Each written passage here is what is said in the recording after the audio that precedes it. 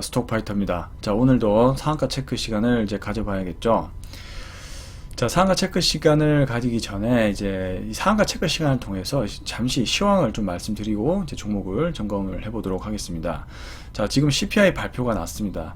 예상치보다 하회하는 그런 아주 다행스럽게도 하회하는 그런 수치가 발표가 되면서 시장이 급등을 하고 있는 상황입니다. 물론 이제 처음에 시작보다는 살짝 이제 조정이 나오는 그런 구간대이고요. 지금 나스닥이 한 2% 정도 상승을 해주고 있더라고요. 원래는 한 3점 후반대 이제 상승을 했다가 차익 실현 물량이 나오면서 2%대 상승 흐름이 나오고 있고요. 일단 장 끝날 때까지 이제 좀 지켜봐야 될 것 같습니다. 자, 어쨌든 간에 일단 분위기는 어쨌든 이제 시장이 상방으로 가는 분위기는 맞기 때문에 일단 긍정적으로 보셔야 될 것 같고요. 그리고 이제 중요한 변화가 있는데 바로 이제 오늘은 CPI 발표 이전임에도 불구하고 굉장히 이 테마가 강했습니다. 무슨 테마였냐면 이제 중국 위드 코로나 관련된, 즉 리오프닝 관련된 수혜주들이 계속 순환매가 돌고 있거든요. 화장품, 항공, 면세점 등등등 이렇게 리오프닝 수혜를 받았다가 위드 코로나 정책이 되면 의약품 쪽에서, 즉 이제 제약바이오 섹터 쪽에서는 이제 진단키트, 특히 신속 항원 진단키트가 수혜를 받을 수 있잖아요. 그러니까 슈마시스라든지 뭐 수젠텍, 그다음에 뭐 SD 바이오센스 이런 기업들도 주목을 받았었고요. 근데 우리도 경험을 해봤지만 위드 코로나 전환 과정에서 감기약 품귀 현상도 우리나라에 있었습니다. 특히 이제 맘카페에서 아이들을 위해서 이 감기약을 미리 선점하고자 하는 그런 움직임이 막 일어나기도 했었어요. 그래서 대원제약의 콜대원이 특히 품절이 되기도 했습니다. 그래서 대원제약이 막 상한가 가기도 하고 막 이랬잖아요. 그 현상이 지금 중국에서 똑같이 일어나고 있는 것이죠. 근데 이제 중국은 우리나라보다 훨씬 더 많은 인구 대국이 아니겠습니까? 그러니까 중국에서 생산하는 감기약은 없을 것 같아요. 제가 볼 때 없어질 것 같아요. 그러면 어떻게 될까요? 그럼 수입을 해야죠. 그러니까 한국 기업이 주변에 있는 한국 기업만큼 기술력 좋고 품질 좋은 국가가 있습니까? 그러니까 이제 한국 감기약에 대한 수입에 대한 그런 기대감이 있을 수 있는 것이죠. 그러니까 이 감기약과 감기약 제반에 어떤 해열제라든지 소염제, 진통제 이런 제품을 생산하는 기업들이 전부 급등 랠리가 나오고 있는 것이죠.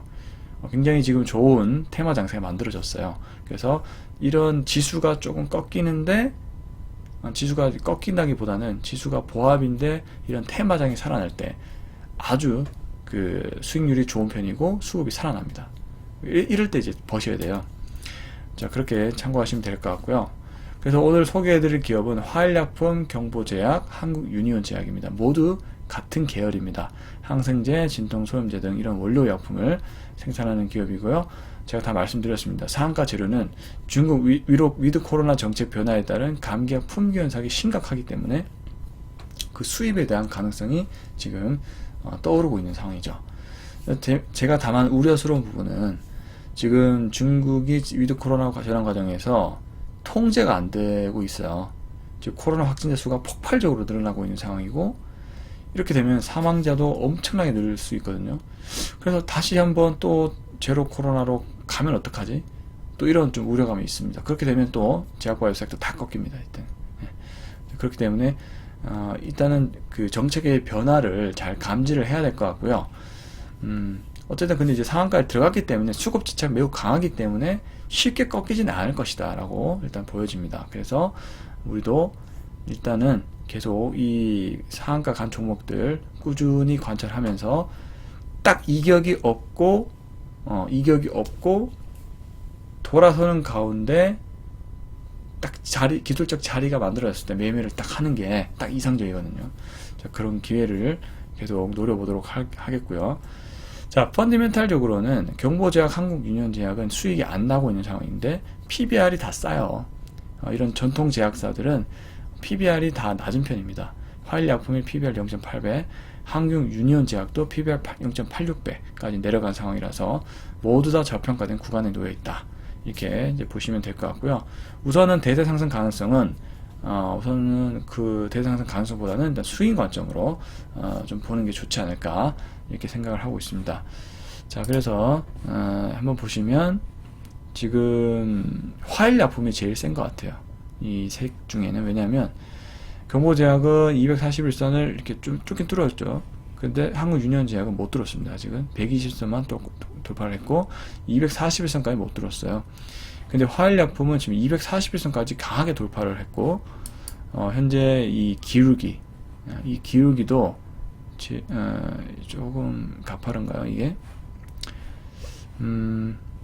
기울기 측면에서는 일단은 경보제약이 제일 낮은 것 같기도 하고 한국유니온제약이 제일 완만하네요. 한국유니온제약이 제일 완만하긴 합니다.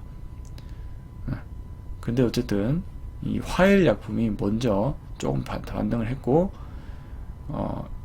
상한가 세기라든지 기술적인 어떤 분석으로 봤을 때는 화일약품이 아주 강해 보인다. 이런 말씀을 좀 드려볼 수 있겠고요. 이렇게 절반 이상 돌파를 했기 때문에 화일약품이 좀 강하고 약간 대마 이슈도 있을 거예요. 대마 재배에 관련 이슈도 화일약품이 가지고 있을 겁니다. 그런 것 때문에 조금 더 셀 수도 있어요. 자, 어쨌든 간에 일단 화일약품이 가장 강하다, 대장주 같다.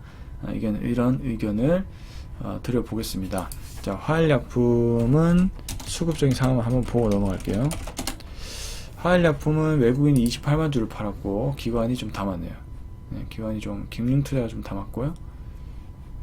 근데 그 전부터 이제 투신 상업화가 좀 담았네요. 그나마 기관이 좀 담고 있는 이런 상황이다. 이렇게 정리를 해볼 수가 있겠습니다. 자, 이렇게 공통적인 특징이 있는 세 종목 한번 알아봤고요. 내일도 어떠한 변화가 있는지 잘 살펴보고 상한가 체크 시간으로 돌아오도록 하겠습니다. 감사합니다.